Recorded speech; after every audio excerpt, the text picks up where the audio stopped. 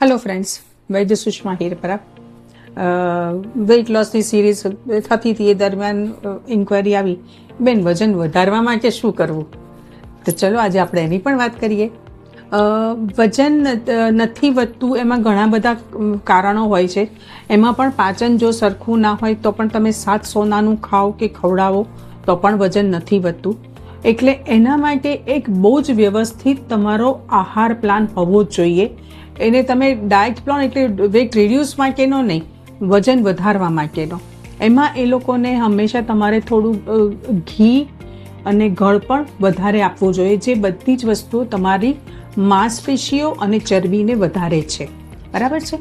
હવે તમારા ખોરાકમાં અમે લોકો એમ કહેતા હોઈએ છીએ કે આપણે પાકા કેળા છે તો પાકા કેળાને ઘી ને સાકર સાથે એમાં સહેજ ચપટી ઇલાયચી નાખી દેવાનું કે કેળા ઇઝીલી પચી જાય. એ તમારે જમવા સાથે લઈ શકાય. લાડુ તમે બનાવો, ગોળના લાડુ બનાવો, એમાં તમે ડ્રાયફ્રૂટ્સ ને બધું નાખીને બનાવો અને એ ખવડાવો. થોડું એને વજન પડે પેટમાં અને એનામાં માંસપેશી અને ચરબી વધે. આયુર્વેદિક ઔષધિ વિશે વાત કરું તો અશ્વગંધા.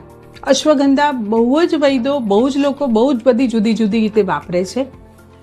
મેં મારા પ્રેક્ટિસમાં અમે લોકોએ અશ્વગંધાને વજન વધારવાના એક પ્રયોગ તરીકે પણ વાપરેલું છે.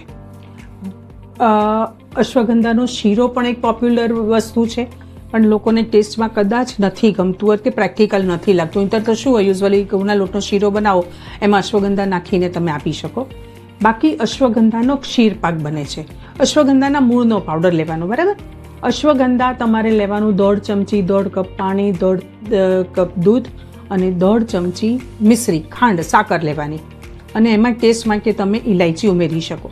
ઉકાળીને 1 કપ બાકી રહે ત્યારે એને સવારે અને જો પાચન સારું હોય તો સાંજે પણ 2 વાર પીવાનું. અને પછી તમે માપજો કે વજન કેટલું વધ્યું છે અને પછી મને પણ કહેજો.